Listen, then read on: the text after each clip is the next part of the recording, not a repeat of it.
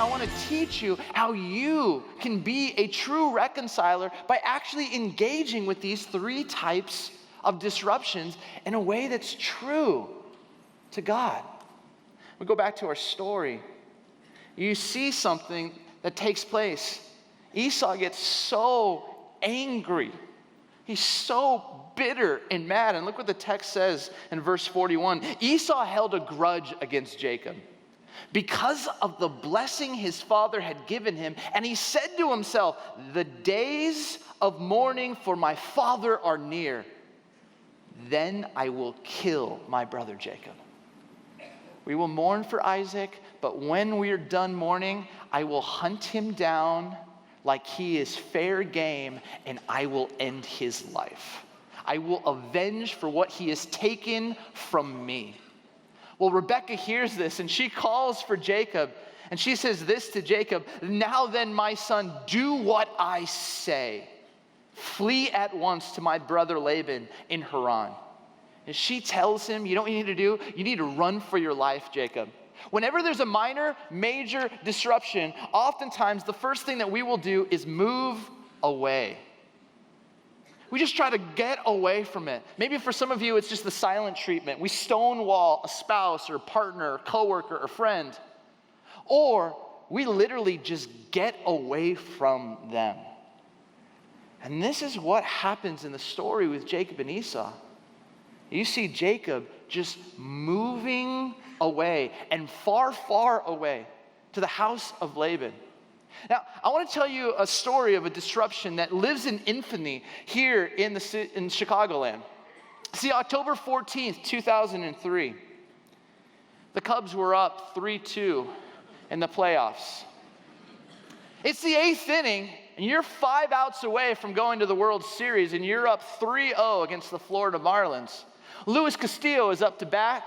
He takes a pitch inside, and he pops it up to left field. And it's heading towards foul territory. And a whole bunch of people begin to stand up, but there's a guy in aisle 4, row 8, seat 113, green turtleneck and headphones, who stands up and reaches out for the ball. And Moises Alou, trying to do what he's being paid to do, gets disrupted. And the ball drops. And the Marlins score a ton of runs that inning. And they win that game. And they come back to win the next game. And during the remaining moments of that game, Cubs fans at Wrigley began to chant obscenities at Steve Bartman. Steve Bartman's escorted. When he shows up to his house, there are 6 cop cars there protecting him. His company feels so bad for him because he's been a lifelong Cubs fan and did what probably all of us would have done. Foul ball, let's go for it. We would do that. They moved him to London to get him away for a few months. And all of a sudden, you have a minor disruption, major if you're a Cubs fan, cultural if you're a Cubs fan, and it forces someone to move away. Is there a relationship, honestly, in your life where someone has disrupted you, has brought you pain? Maybe you're the Esau in this story, and you have just felt so much pain, and you've just moved away from them. I want you to see something that takes place. If you find yourself in your chair time reading these chapters this week, you'll see that Jacob goes and he spends time with Laban, his uncle. And you know what happens when he's there? Jacob gets Jacobed by Laban. Laban deceives Jacob. See, Jacob sees this woman and goes, man, I'd love to marry her. And Laban goes, okay, work for me 7 years and she can be your wife. So Jacob works 7 years. And on that 7th year of completion, he comes in and goes, can I have her as my wife? And he's like, great. It's nighttime. He walks into the tent, and as he wakes up the next morning, he looks over and he goes, whoa, that's not the girl I married. And it was, because Laban tricked him. And Laban said, in our culture, we don't allow the youngest daughter to get married. The oldest sister must get married first. So you're married to her, and if you want to marry the younger sister, you can work for me 7 more years. So 14 years he works to have the bride that he desires. And I imagine every day that he's working, he's wondering to himself, does Esau feel like I feel right now? Is this what I did to Esau? And something begins to happen. In Laban's family, some tensions grow with Laban's kids and Jacob. And God kind of speaks to Jacob in Genesis 31:3. He says, then the Lord said to Jacob, go back to the land of your fathers and to your relatives, and I will be with you. There's a disruption. It causes us to move away. But the path of reconciliation, there will always be a moment where there is a turn. And this is that moment. In Jacob's heart and Jacob's mind, there is something that is beginning to stir and move. And God tells him, I want you to turn and go and see Esau. And here's the promise that I'm going to give to you. I will be with you. He doesn't say I'm going to make it safe. He doesn't say everything's going to work out perfectly. He only says, I will be with you. I wonder how many of you here today need to make a turn. I wonder how many of you have been moved away, whether in your heart, whether in a space where you have just cut off a relationship, and maybe God is going to whisper to you today, turn back and go, and I will be with you. So this is what Jacob does. He calls his messengers together and goes, okay, here's what I need you to do. Go on a little bit of recon, in a sense, work and scout. I want you to go towards Esau. Tell me what we're working with. And look what the scriptures say. When the messengers returned to Jacob, they said, we went to your brother Esau, and now he's coming to meet you, which is awesome. And 400 men are with him. Not awesome. In great fear and distress, Jacob divided the people who were with him into two groups, and the flocks and herds and camels as well. And he thought, if Esau comes and attacks one group, the group that is left may escape. So he takes his first wife and their kids and some flocks and herds, and they're like one group. Then he takes his second wife, their kids, and the flocks and herds, and then he stays in the very back. This is an escape plan for Jacob. It's an escape plan for that second wife. And he's fearful and he is distressed. I will tell you honestly, when you begin to make a turn, fear is present. But Jacob does something that I would encourage every one of us to do. When God whispers to make that turn and those feelings of fear and distress start to rise, look what Jacob does. Then Jacob prayed.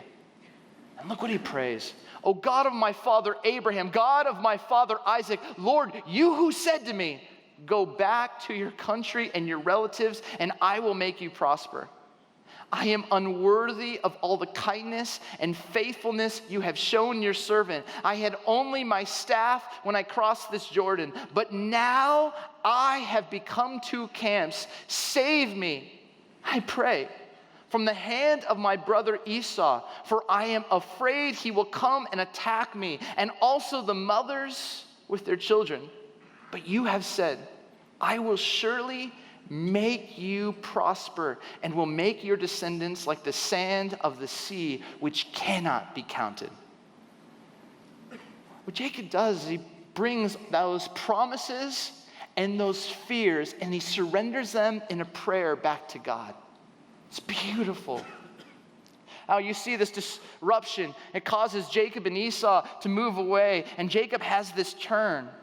What's amazing is when you read the story, I think the turn for Esau comes where in this one little verse, it says that Esau went and spent time with Ishmael. Now, who's Ishmael?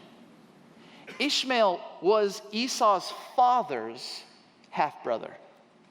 Ishmael was Abraham's first son, who the oldest son was kind of sent off.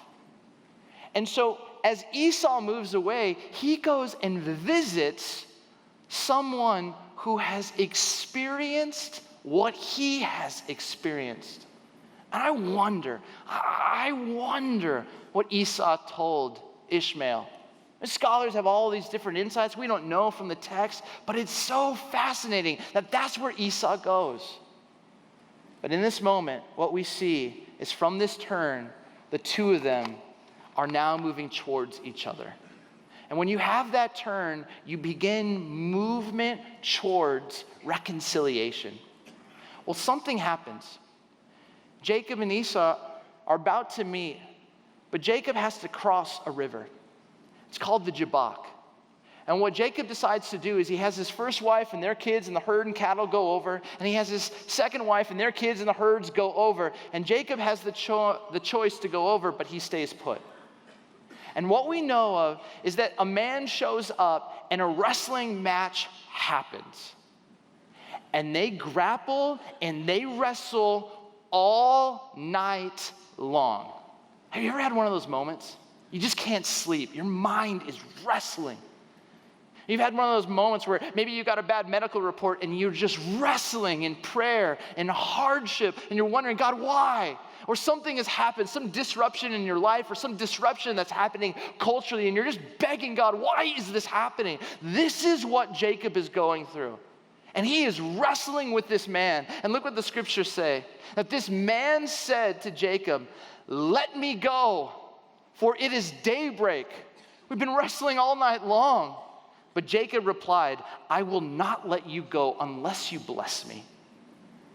And then the man asks him, what is your name? I want to stop right here, because the last time that Jacob was asked this question, he was an overthrower. He was a supplanter. He was a pretender. And he said, my name is Esau. What we see is that this is the first time in the scriptures that when Jacob is asked his name, he answers correctly. The man asked him, what is your name? Jacob, he said. The overthrower, the supplanter, the deceiver, the heel grabber, the person who tricks to try and get ahead. That's who I am. And the man said, your name will no longer be Jacob, but Israel, because you have struggled with God and with humans and have overcome. Now hear this. God names his people what? Israel. After a deceiver, after an overthrower. And because Jacob was wrestling all night long, and anytime you are wrestling, you find yourself wrestling not just with God, but with yourself and wrestling with the other. And you are wrestling this out, and God says, you are Israel, Jacob, because you have struggled and grappled and wrestled with me and with other humans, and you will overcome. For any of you who have found yourself turning and having this move towards an encounter of reconciliation, let me tell you, you will have a night where you find yourself wrestling with yourself, your own brokenness, and your own beauty. Wrestling with God, why is this happening? And wrestling with, can you trust that this is actually going to work out with the other person? And when Jacob has this experience, he does something in a form of worship. After he gets this new name, look what the scriptures say in verse 30. So Jacob called the place Peniel, saying, it is because I saw God face to face, and yet my life was spared. Jacob saw God face to face. That's what happens. When you find yourself wrestling, you see God's kindness and God's truth. God reflecting, here's the parts of you that aren't fully done yet. Here are the parts that are still in need of restoration and healing. And here are the parts that are so beautiful about you.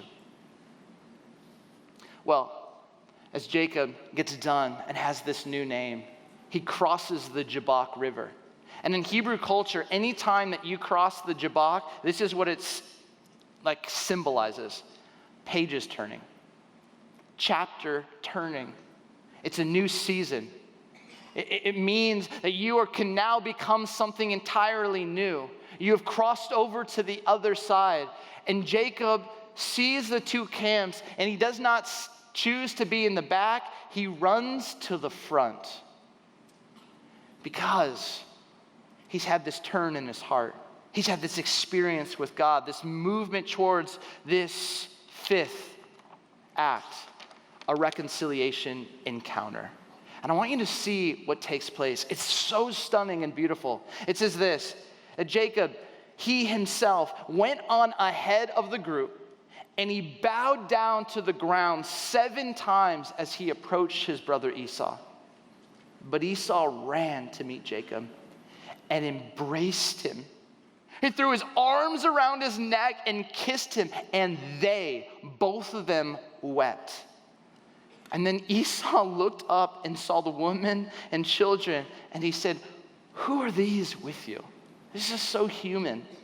I bet Jacob, "Oh, this is my wife, and these are our kids, and my other wife and our kids, and this is everything we have." And Jacob had brought all of these gifts for Esau, and he kept saying, "Esau, please take them. God's been so kind to me. I owe you. I did wrong. Please take this." And Esau kept saying, "No, I won't." And then Jacob sternly says, "No, please," said Jacob. "If I have found favor in your eyes, accept this gift from me. And hear this, for to see your face is like seeing the face of God now that you have received me favorably. Please accept the present that was brought to you, for God has been gracious to me, and I have all that I need." And because Jacob insisted, Esau accepted it. There was a disruption, and they moved away. There was a turn. They moved towards each other, and there was this reconciliation encounter. And this whole process from the time that Jacob stole that blessing to this reconciliation encounter took almost 25 years. 25 years. Minor disruptions, I would encourage you, please don't let the sun go down. Don't let walls be built up. Because if you allow yourself to just slowly move away from your spouse or a friend or a coworker or a business partner or a family member, over time and over seasons, you will be zip codes and counties and continents apart from each other. Major disruptions take time. Cultural disruptions take time. But I want you to see something. When Jacob